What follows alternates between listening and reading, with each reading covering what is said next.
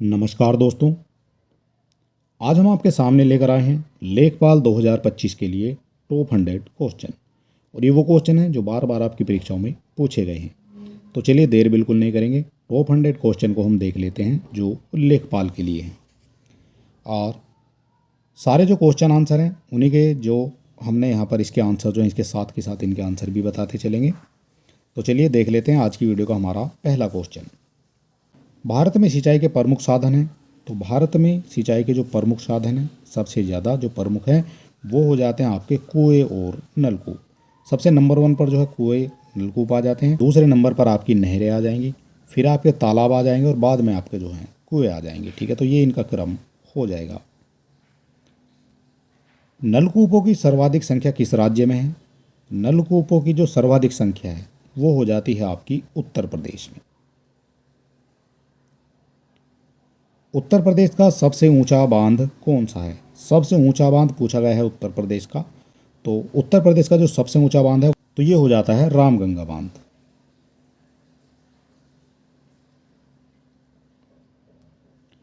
उत्तर प्रदेश की सर्वाधिक लंबी नहर कौन सी है? उत्तर प्रदेश की सर्वाधिक लंबी नहर, तो सर्वाधिक लंबी जो नहर है वो हो जाती है आपकी शारदा नहर। ये उत्तर प्रदेश की सबसे लंबी नहर होती है। उत्तर प्रदेश में रानी लक्ष्मीबाई परियोजना किस नदी पर है? रानी लक्ष्मीबाई परियोजना ये हो जाती है वेतवा नदी पर। गोविंद वल्लभ पंत सागर अवस्थित है, ये कहाँ अवस्थित हो जाएगा? गोविंद वल्लभ पंत सागर, तो ये हो जाता है सोनभद्र में। ऑप्शन नंबर ए यहाँ पर आपका करेक्ट हो जाएगा। फुल्लर झील भारत के किस राज्य में स्थित है? तो फुल्लर झील भारत के हो जाती है उत्तर प्रदेश में स्थित।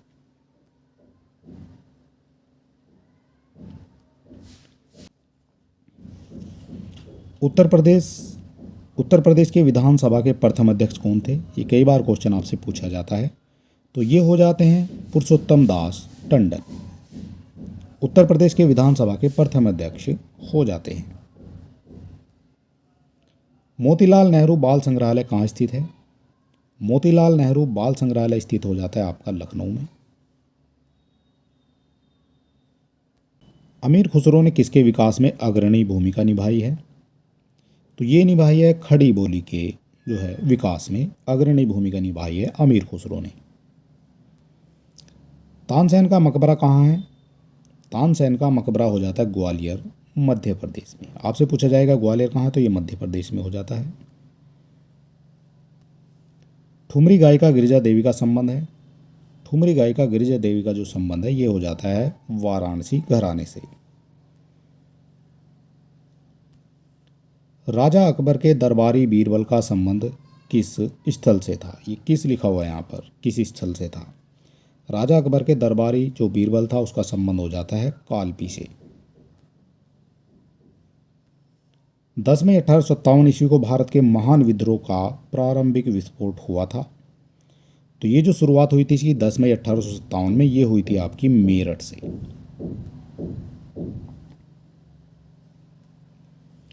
सिराजे हिंद नाम से किस नगर को जाना जाता है? सिराजे हिंद नाम से जाना जाता है जौनपुर को। उत्तर प्रदेश के किस जिले में सर्वाधिक वर्षा होती है? उत्तर प्रदेश के किस जिले में सर्वाधिक वर्षा होती है? तो ये होती है गोरखपुर में। यहाँ से क्वेश्चन आपका बनता है सबसे कम वर्षा कहाँ पर होती है? तो सबसे कम वर्षा हो जाएगी आपकी मथुरा में। ठीक है, ये भी आपसे पूछा जाता है। उत्तर प्रदेश में प्रतिवर्ष होलिका उत्सव के अवसर पर लठमार होली का आयोजन किया जाता है। तो लठमार होली का जो आयोजन है ये किया जाता है बरसाना में। भारतीय राष्ट्रीय कांग्रेस के इलाहाबाद अधिवेशन की अध्यक्षता की थी? भारतीय राष्ट्रीय कांग्रेस के इलाहाबाद अधिवेशन की जो अध्यक्षता है वो की गई है जॉर्ज यूले के द्वारा। ऑप्शन नंबर सी यहाँ पर आपका करेक्ट हो जाएगा। 1925 में कांग्रेस के कानपुर अधिवेशन की अध्यक्षता किसने की है? 1925 में की गई है कानपुर अधिवेशन की अध्यक्षता और ये की गई है सरोजनी नायडू के द्वारा। उत्तर प्रदेश में वर्षा मुख्यतः किस मानसून से होती है? उत्तर प्रदेश में जो वर्षा है मुख्यतः किस मानसून से होती है? तो ये हो जाएगी बंगाल की खाड़ी से। उत्तर प्रदेश के प्रथम लोकायुक्त निम्नलिखित में से कौन थे? प्रथम लोकायुक्त हो जाते हैं उत्तर प्रदेश के, तो ये हो जाते हैं विशंबर दयाल। ठीक है, ये प्रथम लोकायुक्त हो जाते हैं उत्तर प्रदेश के। राष्ट्रीय कवि मैथिली शरण गुप्त का जन्म हुआ था, कहाँ हुआ था राष्ट्र कवि मैथिली शरण गुप्त का जन्म? तो ये हो जाता है झांसी में। ऑप्शन नंबर सी यहाँ पर आपका करेक्ट हो जाएगा। किस कारागार में पंडित राम प्रसाद बिस्मिल को फांसी दी गई थी? किस कारागार में दी गई थी पंडित राम प्रसाद बिस्मिल को फांसी? तो ये दी गई थी गोरखपुर में। अमीर खुसरो का जन्म हुआ था, अमीर खुसरो का जन्म हुआ था, तो ये हुआ था कासगंज में। ठीक है, कासगंज हो जाता है आपका उत्तर प्रदेश में। उत्तर प्रदेश में दुग्ध सहकारी समिति की स्थापना हुई थी, उत्तर प्रदेश में हुई थी दुग्ध सहकारी समिति की स्थापना, तो ये हो जाती है उत्तर प्रदेश के लखनऊ में। उत्तर प्रदेश का कौन सा जिला पान उत्पादन के लिए विशेष प्रसिद्ध है? पान उत्पादन के लिए प्रसिद्ध है, तो पान उत्पादन के लिए जो उत्तर प्रदेश का जिला है ये हो जाता है महोबा। ऑप्शन नंबर ए यहाँ पर आपका करेक्ट हो जाएगा। सारे क्वेश्चन इंपॉर्टेंट हैं और इसी तरह के क्वेश्चन आपको देखने को मिलेंगे आपकी परीक्षा में। अगर आप चैनल पर नए हैं तो आप हमारे चैनल को सब्सक्राइब कर सकते हैं इसी तरह की वीडियो देखने के लिए। उत्तर प्रदेश में पहली वन नीति कब लाई गई थी? पहली वन नीति इंपॉर्टेंट क्वेश्चन है, तो ये हो जाती है 1952 में पहली वन नीति आ जाती है उत्तर प्रदेश में। उत्तर प्रदेश में दूसरी नीति कब लाई गई थी? उत्तर प्रदेश में जो दूसरी नीति है ये लाई गई थी आपकी 1988 में। ठीक है, पहली कब हो जाती है? पहली हो जाती है 1952 में और दूसरी हो जाती है 1988 में।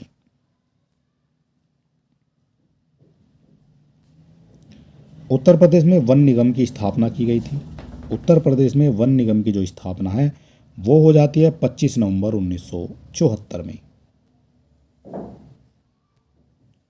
उत्तर प्रदेश का वन प्रशिक्षण संस्थान कहाँ स्थित है? उत्तर प्रदेश का वन प्रशिक्षण संस्थान, तो ये हो जाता है कानपुर में। ऑप्शन नंबर डी यहाँ पर आपका करेक्ट हो जाएगा। वृक्ष बंधु पुरस्कार योजना किससे संबंधित है? वृक्ष बंधु पुरस्कार योजना, तो ये हो जाती है वृक्षारोपण वन्य जीव संरक्षण को बढ़ावा देने के लिए हो जाती है वृक्ष बंधु पुरस्कार योजना। उत्तर प्रदेश में सामाजिक वानिकी योजना कब शुरू की गई थी? उत्तर प्रदेश में सामाजिक वानिकी योजना, तो ये हो जाती है आपकी 1976 में। उत्तर प्रदेश का प्रथम वन ग्राम कहाँ स्थित है? प्रथम हो जाता है इसलिए इंपॉर्टेंट हो जाएगा ये। उत्तर प्रदेश का प्रथम वन ग्राम स्थित है, तो ये हो जाता है सोनभद्र में। सघन वृक्षारोपण कार्यक्रम कब चलाया गया था? सघन वृक्षारोपण कार्यक्रम चलाया गया था, तो ये चलाया गया था 2005-06 में। अंतर्राष्ट्रीय वन दिवस कब मनाते हैं? अंतर्राष्ट्रीय वन दिवस मनाते हैं 21 मार्च को। ऑप्शन नंबर बी यहाँ पर आपका करेक्ट हो जाता है। उत्तर प्रदेश का सबसे कम क्षेत्र वाला जिला है, कम क्षेत्र वाला जिला, कम क्षेत्र सबसे हो जाता है आपका संत रविदास नगर का। सबसे छोटा जिला माना जाता है क्षेत्रफल के हिसाब से संत रविदास नगर।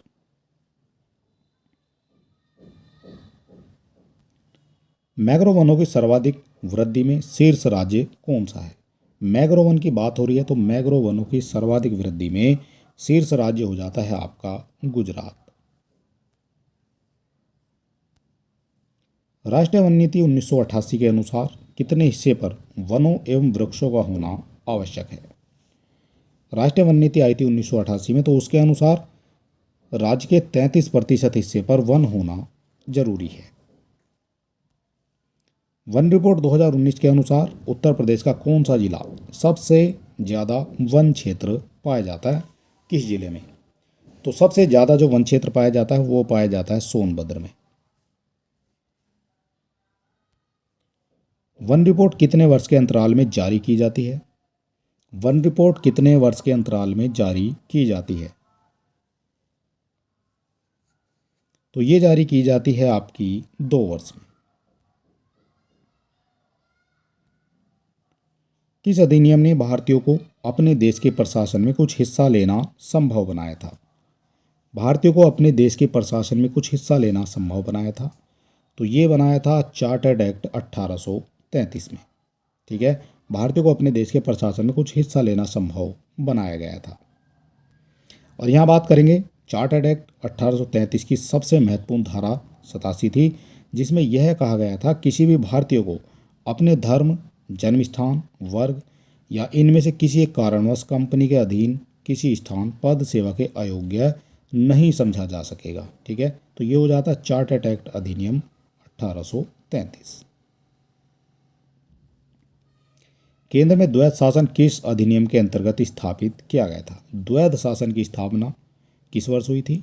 तो ये हो जाती है भारत सरकार अधिनियम 1935 के द्वारा। ठीक है, ऑप्शन नंबर सी यहाँ पर आपका करेक्ट हो जाता है। और यहाँ दिखाया गया है प्रांतों में जो द्वैध शासन का जो उपबंध है वो 1919 के अधिनियम से किया गया था। और 1919 का जो अधिनियम है ये हो जाता है मॉन्टेग्यू चेम्सफोर्ड सुधार। भारत में संघीय न्यायालय की स्थापना किस वर्ष की गई थी?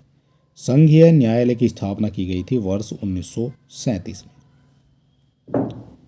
इसके बाद भारत में संघीय न्यायालय की जो स्थापना 1 अक्टूबर 1937 को भारत सरकार अधिनियम 1935 के अंतर्गत की जाती है। निम्न व्यक्तियों में कौन कैबिनेट मिशन का सदस्य नहीं था? तो कैबिनेट मिशन में केवल 3 सदस्य थे। एक आपके पैथिक लॉरेंस, 2 हो जाते स्टेफोर्ड क्रिप्स और 3 हो जाते AB अलेक्जेंडर। ये केवल 3 सदस्य थे कैबिनेट मिशन में और ये इसमें जो है नहीं थे। आपसे पूछा कौन सदस्य नहीं था, तो विलियम वुड जो है उसके सदस्य नहीं थे।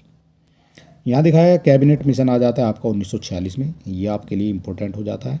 और इस मिशन के सदस्य स्टेफोर्ड क्रिप्स ये अध्यक्ष हो जाते हैं, पैथिक लॉरेंस ये सचिव हो जाते हैं और AB अलेक्जेंडर ये नौसेना मंत्री हो जाते हैं।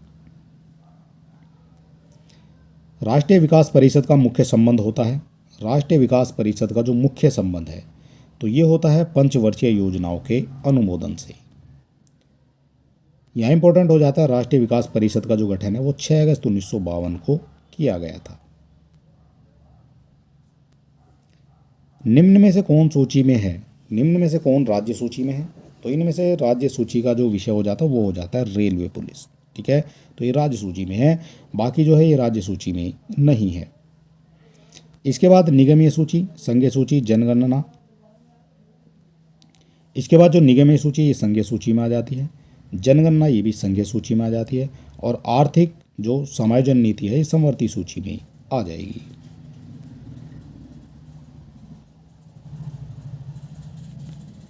निम्न में से किस अधिनियम के अंतर्गत भारतीय विधान परिषद को बजट पर बहस करने का अधिकार या शक्ति मिली हुई है?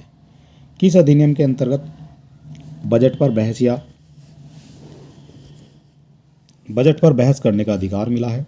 तो ये मिल जाता है आपका भारत सरकार अधिनियम 1892 में। यहाँ दिखाया गया इस अधिनियम के विधान परिषद के कार्यों में वृद्धि की है, बजट पर बहस करने की शक्ति दी है और कार्यपालक को प्रश्न से पूछने की अनुमति भी दी है। पर्यावरण किससे बनता है? पर्यावरण बनता है आपका जैविक घटकों से बनेगा, भू आकृतिक घटकों से बनेगा और अजैविक घटकों से भी बनेगा। तो इस तरह से उपयुक्त सभी से जो है आपका पर्यावरण का निर्माण हो जाएगा। धारणीय विकास किसके उपयोग में अंतर्गत पीढ़ीगत संवेदनशीलता का विषय है? धारणीय विकास किसके उपयोग में अंतर पीढ़ीगत संवेदनशीलता का विषय है? तो ये हो जाता है प्राकृतिक संसाधन में। और यहाँ दिखाया गया है विकास, जो धारणीय विकास है, विकास वह स्थिति है जिसके तहत वर्तमान की आवश्यकताओं के साथ साथ भविष्य की आवश्यकताओं पर भी ध्यान रखा जाता है।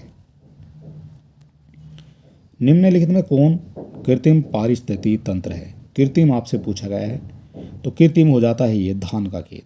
ठीक है, धान का खेत जो है कृत्रिम पारिस्थितिकी तंत्र माना जाता है। और ये वन, झील, घास का मैदान ये प्राकृतिक पारितंत्र माने जाते हैं।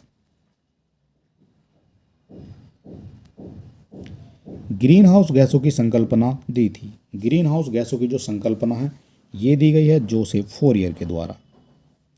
और ये कब दी गई है? तो ये दी गई है इन्होंने 1824 ईस्वी में ग्रीन हाउस गैसों की संकल्पना दी थी जोसेफ फोरियर ने। भारत में जैव विविधता की दृष्टि से धनी स्थान कौन सा है? भारत में जैव विविधता की दृष्टि से सबसे धनी स्थान तो वो हो जाता है पश्चिमी घाट। ये सबसे धनी स्थान हो जाता है जैव विविधता की दृष्टि से। ग्रीन मफलर संबंधित है, जो ग्रीन मफलर है ये संबंधित हो जाएगा आपका ध्वनि प्रदूषण से। ऑप्शन नंबर सी यहाँ पर आपका करेक्ट हो जाएगा। जैव विघटित प्रदूषक है, जो जैव विघटित प्रदूषक हैं ये हो जाते हैं वाहित मल। ठीक है, बी हो जाएगा यहाँ पर करेक्ट आंसर। जैव विघटित प्रदूषक हो जाते हैं वाहित मल। किस स्थान से प्रागैतिहासिक काल के भैंस के साक्ष्य मिले हैं? प्रागैतिहासिक काल मिले हैं भैंस के साक्ष्य, तो ये मिल जाते हैं मेहरगढ़ से। मेहरगढ़ कहाँ है ये भी आपसे पूछा जाएगा, तो मेहरगढ़ हो जाता है आपका बलूचिस्तान में। ठीक है, ये भी आपका क्वेश्चन बनता है। किस पुरातत्वविद को भारतीय पुरातत्व का जनक माना जाता है? भारतीय पुरातत्व का जनक माना जाता है तो ये माना जाता है अलेक्जेंडर कन्निंघम को। ठीक है, भारतीय पुरातत्व का जनक माना जाता है अलेक्जेंडर कन्निंघम को। सिंधु सभ्यता के किस पुरास्थल से मोहर पर गरुड़ का अंकन मिला है? सिंधु सभ्यता की मोहर पर मिला है गरुड़ का अंकन, तो ये मिल जाता है आपका हड़प्पा से। हड़प्पा सभ्यता से अब तक 2000 मोहरें प्राप्त हो चुकी हैं। इनमें से अधिकांश मोहरें मोहनजोदड़ो से मिली हैं, ये भी आपको याद रखना है।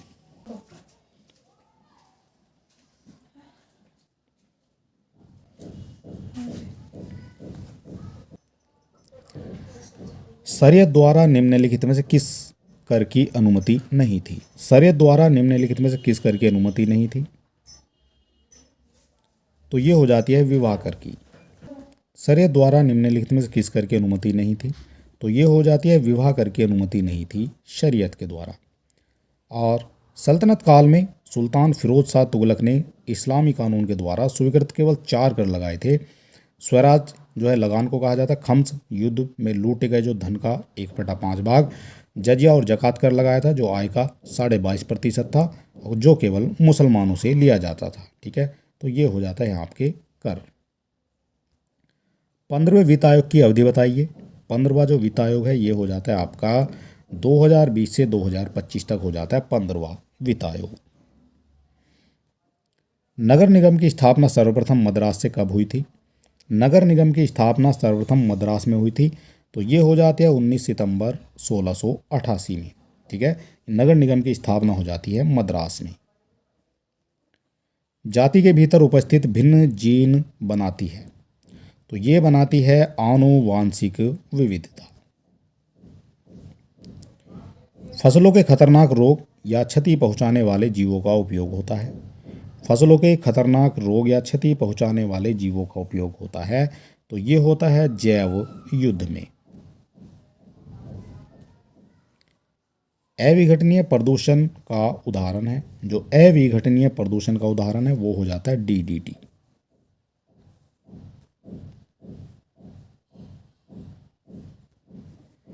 भारत के लगभग सभी महानगरों जैसे दिल्ली में प्रमुख वायुमंडलीय प्रदूषण है।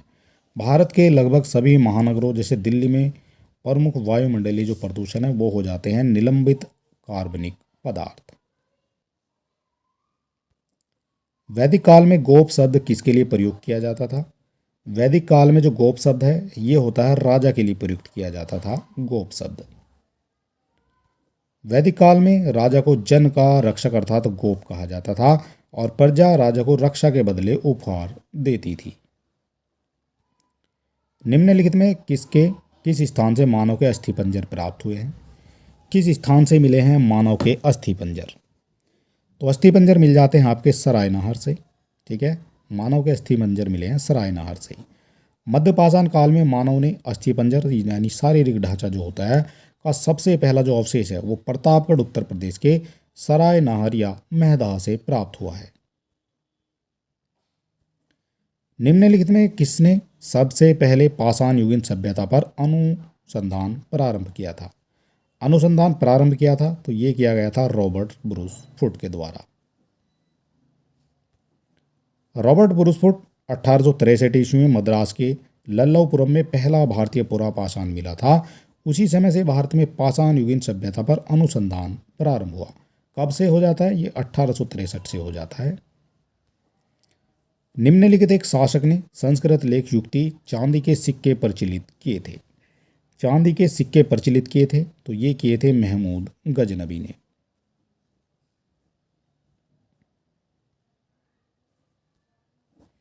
जोरवे संस्कृति के स्थलों में सबसे बड़ा स्थल है। जोरवे संस्कृति के स्थलों में सबसे बड़ा स्थल है तो ये हो जाता है दैमाबाद। ठीक है, ऑप्शन नंबर डी यहाँ पर आपका करेक्ट हो जाएगा। और यहाँ दिखाया गया है नवासा, दैमाबाद, सोनगांव, इनाम गांव आदि जोरवे संस्कृति के स्थल है, जिसमें सबसे बड़ा जो है वो दैमाबाद हो जाता है। कौन सा रिट किसी वरिष्ठ न्यायालय द्वारा अधीनस्थ न्यायालय को या न्यायिक निकायों को जब तक जारी किया जाता है जब तक इस बात का संशय होता है कि न्यायालय ने अपनी आधिकारिकता से बाहर जाकर निर्णय दिया है, तो ये हो जाता है आपका उत्प्रेषण। ऑप्शन नंबर सी यहाँ पर आपका करेक्ट हो जाएगा। संविधान में राष्ट्रपति के शपथ का जो प्रारूप है किस अनुच्छेद में दिया गया है? शपथ का प्रारूप राष्ट्रपति की, तो ये दिया गया है अनुच्छेद 60 में शपथ का प्रारूप दिया गया है। अनुच्छेद 123 के अनुसार राष्ट्रपति के अध्यादेश जारी करने की शक्तियां निम्न में से किन पारिस्थितिकी में होती हैं? किन परिस्थितियों में होती हैं ये आपको बताना है। अनुच्छेद 123 के अनुसार राष्ट्रपति की अध्यादेश जारी करने की शक्तियां निम्न में से किन परिस्थितियों में होती हैं? तो ये हो जाती हैं आपकी संसद के दोनों सदनों अथवा एक सदन में सत्र ना हो, ये भी करेक्ट हो जाता है। सरकार के समक्ष आकस्मिक परिस्थितियां विद्यमान हो तब भी हो जाएगा। और यदि राष्ट्रपति को ऐसा प्रतीत हो कि विधि के निर्माण की तत्काल आवश्यकता हो तब भी हो जाता है। तो उपयुक्त सभी जो यहाँ पर आपके करेक्ट हो जाते हैं। निम्नलिखित में से किस विधेयक पर संयुक्त बैठक का प्रावधान नहीं है? निम्नलिखित में से किस विधेयक पर संयुक्त बैठक का प्रावधान नहीं है? तो ये हो जाता है धन विधेयक एवं संविधान संशोधन विधेयक, दोनों पर जो है संयुक्त बैठक का प्रावधान नहीं है। अगला क्वेश्चन है भारत के महान्यायवादी के संबंध में निम्न में से गलत कथन बताइए। गलत कथन आपको बताना है निम्न में से।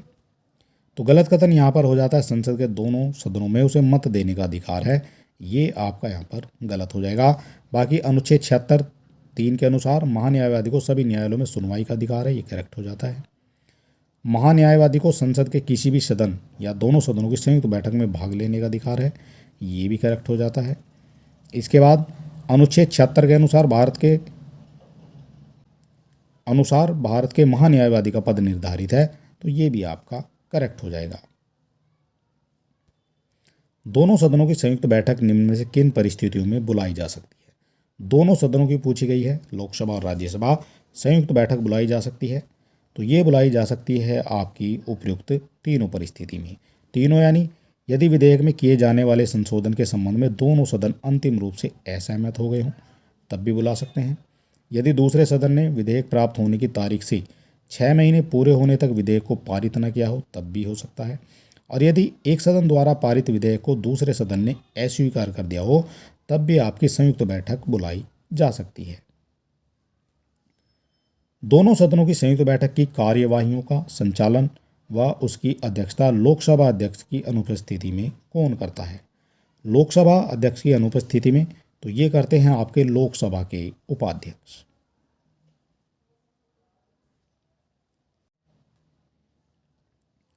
गलत युग्म पहचानिए। यहाँ से आपको गलत युग्म पहचानना है। तो मार्ले मिंटो सुधारिए सांप्रदायिक प्रतिनिधित्व के लिए जाना जाता है, तो बिल्कुल करेक्ट हो जाएगा। साइमन कमीशन भारत के विभाजन के लिए आया था, तो ये गलत हो जाएगा। भारत के विभाजन के लिए नहीं आया था साइमन कमीशन। कैबिनेट मिशन संविधान सभा का गठन, ये हो जाता है करेक्ट।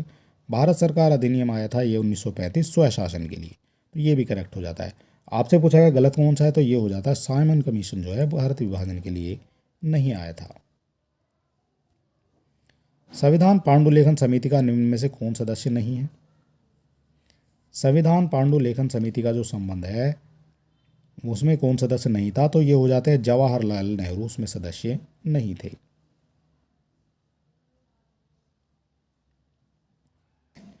प्रस्तावना का वह प्रावधान जो सभी वयस्क नागरिकों को मतदान का अधिकार प्रदान करता है, तो वो कहलाता है प्रजातंत्र। भारतीय संविधान का कौन सा अनुच्छेद भारतीय राष्ट्रपति के महाभियोग से संबंधित है? भारतीय संविधान का कौन सा अनुच्छेद भारतीय राष्ट्रपति के महाभियोग से संबंधित है?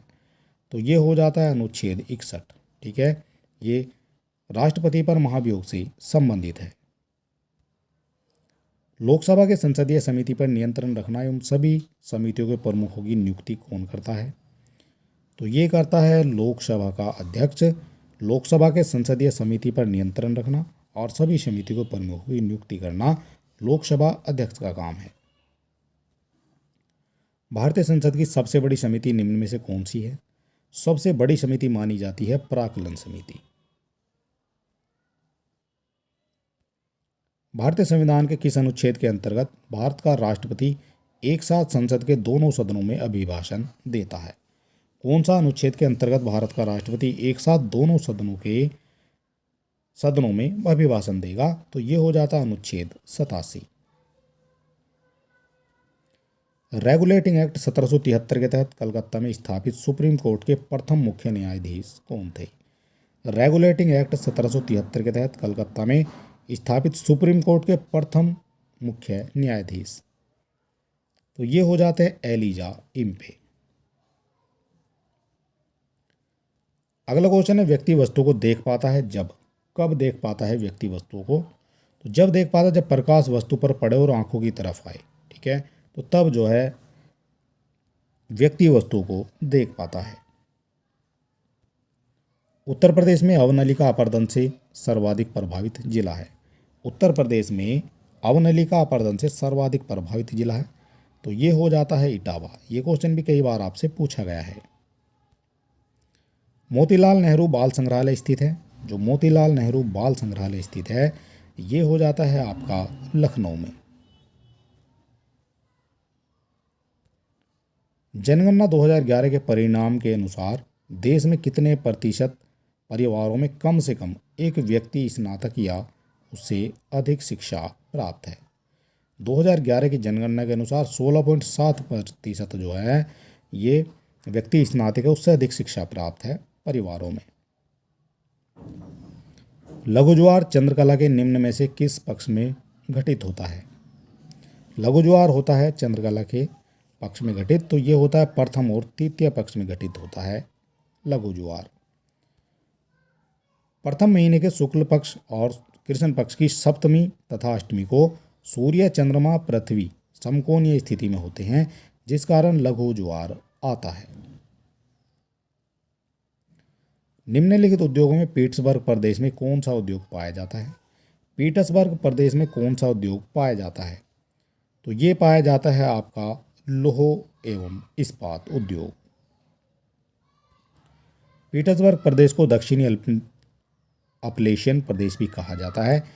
इस प्रदेश में लोहा एवं इस्पात तथा अन्य धातु निर्माण उद्योग की प्रधानता है। इस प्रदेश को स्थानीय कोयलम, जल तथा रेलवे परिवहन की उत्तम सुविधा भी प्राप्त है। अगला क्वेश्चन है, भारत का सबसे दक्षिणी छोर कौन सा है? भारत का सबसे दक्षिणी छोर, तो ये हो जाता है भारत का दक्षिणी छोर इंदिरा पॉइंट। ठीक है, तो ये हो जाता है आपका भारत। ठीक है, इस तरह से यहाँ आपका जो है ये अंडमान निकोबार आ जाता है, तो ये जो है यहाँ पर दक्षिणी पॉइंट आपका माना जाएगा। ठीक है, अगर आपसे मुख्य भूमि का पूछा जाएगा तो ये कन्याकुमारी हो जाता है। ठीक है, तो ये सारी चीज़ें आपको यहाँ पर याद होनी चाहिए। स्वतंत्र भारत में उत्तर प्रदेश राज्य के प्रथम विधानसभा अध्यक्ष कौन थे? उत्तर प्रदेश राज्य के प्रथम विधानसभा अध्यक्ष हो जाते हैं पुरुषोत्तम दास टंडन। भारत का सर्वोच्च नागरिक सम्मान कौन होता है? भारत का सर्वोच्च नागरिक सम्मान है भारत रत्न। ठीक है, ये भारत का सर्वोच्च नागरिक सम्मान होता है। भारत में राष्ट्रपति अपना कार्यकाल पूरा होने के पहले अपना त्यागपत्र किसको सौंपता है? भारत में राष्ट्रपति अपना कार्यकाल पूरा होने के पहले अपना जो त्यागपत्र है वो उपराष्ट्रपति को सौंपते हैं। स्वतंत्र भारत के प्रथम व अंतिम गवर्नर जनरल कौन थे? स्वतंत्र भारत के प्रथम और अंतिम गवर्नर जनरल, तो ये हो जाते हैं चक्रवर्ती गोपालाचारी। ये हो जाते हैं भारत के स्वतंत्र भारत के अंतिम और प्रथम। रिजर्व बैंक ऑफ इंडिया की स्थापना किस वर्ष में हुई थी? आरबीआई की स्थापना आपसे पूछी गई है, तो ये हो जाती है वर्ष 1935 में आरबीआई की स्थापना हो जाती है। उत्तर प्रदेश राज्य का राज्य पक्षी कौन सा है? तो उत्तर प्रदेश का हो जाता है ये सारस। कंप्यूटर में निम्न में से कौन सी इनपुट डिवाइस नहीं है? निम्न में से इनपुट डिवाइस नहीं है तो प्रिंटर जो है ये एक आउटपुट डिवाइस मानी जाती है। ठीक है, ये आपको याद होना चाहिए। माउस इनपुट है, कीबोर्ड इनपुट है और स्कैनर भी आपका इनपुट हो जाएगा। मालवीय जनप्रिया किस फसल की प्रजाति है? जो मालवीय जनप्रिया है ये हो जाती है मूंग की एक प्रजाति। डॉक्टर राम मनोहर लोहिया समग्र ग्राम विकास योजना कब लागू की गई थी? तो ये लागू की गई थी आपकी 17 मई 2012 में। और चलिए दोस्तों, आज के जो हमारे टॉप 100 क्वेश्चन थे लेखपाल के लिए कंप्लीट हो जाते हैं। और अगर अभी तक आपने हमारे चैनल को सब्सक्राइब नहीं किया तो आप सब्सक्राइब कर सकते हैं, वीडियो को अपने दोस्तों में भी शेयर कर सकते हैं। चलिए दोस्तों, मिलते हैं नेक्स्ट वीडियो में, तब तक के लिए नमस्कार।